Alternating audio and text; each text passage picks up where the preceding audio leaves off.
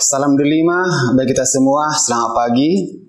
Firman Tuhan bagi kita di pagi hari ini tertulis dalam Yohanes 8 ayat 12 yang berbunyi, maka Yesus berkata kepada orang banyak, katanya, Akulah terang dunia, barang siapa mengikut aku, ia tidak akan berjalan dalam kegelapan, melainkan ia akan mempunyai terang hidup.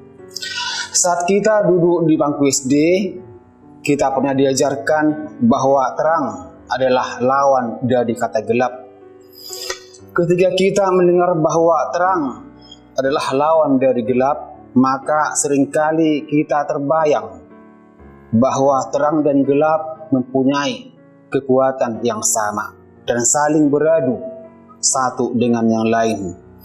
Padahal kalau dipikir-pikir, terang tidak berlawanan dengan gelap. Justru terang lebih kuat daripada gelap.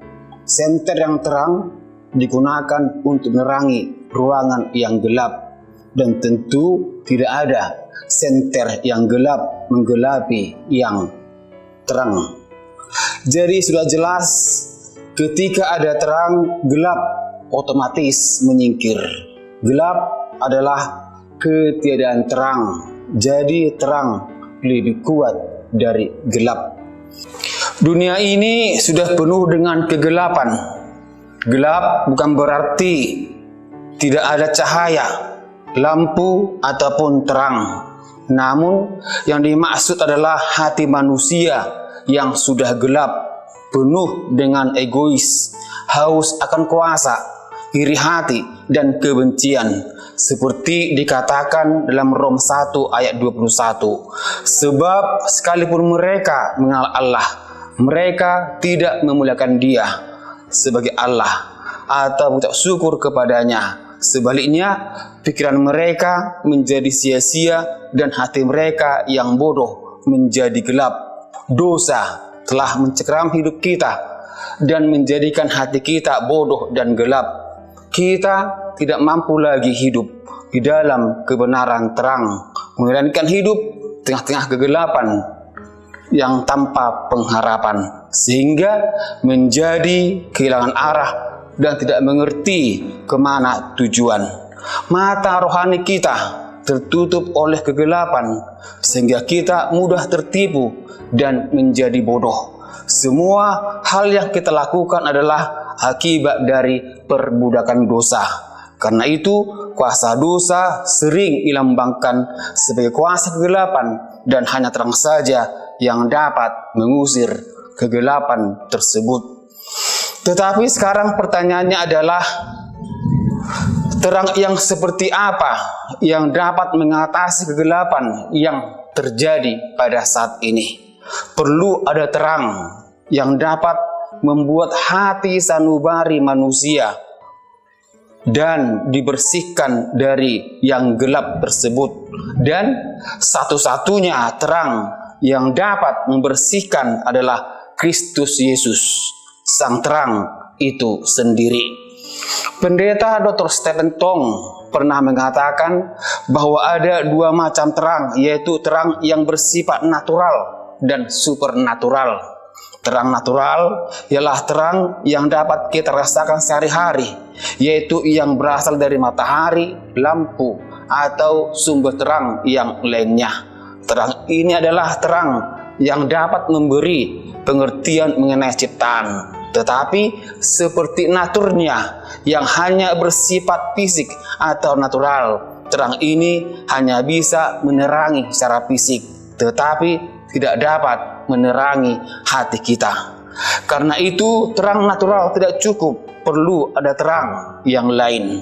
Terang itu adalah terang supernatural, dan Allah adalah sumber terang tersebut. Terang itulah yang dapat memberi kita pengertian lebih dalam tentang hal-hal rohani, keselamatan, dan identitas diri.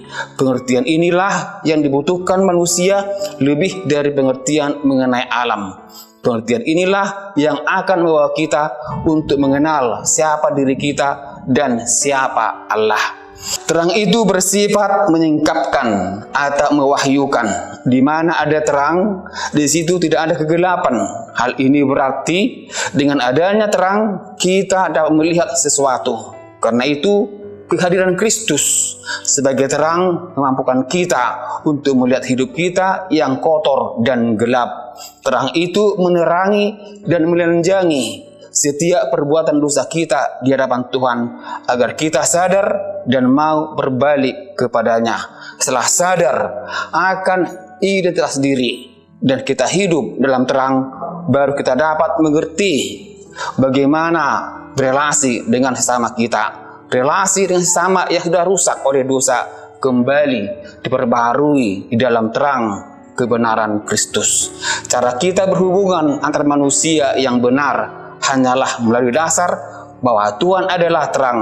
Demikianlah kita disebut sebagai anak-anak terang. Dan sebagai anak-anak terang, kehadiran kita di tengah-tengah dunia haruslah menjadi terang. Kita hadir menjadi alat di tangan Tuhan untuk menerangi dunia dari kegelapan, menyadarkan dunia akan kebodohannya, dan membawa kedamaian yang sejati di tengah-tengah dunia. Biarlah kita kembali merenungkan bahwa Kristus yang telah terlebih dahulu menerangi diri kita, mendorong kita untuk menjadi terang bagi dunia ini dan membawa orang-orang yang masih tersesat kembali kepada terang yang sejati, yaitu Kristus Yesus. Amin.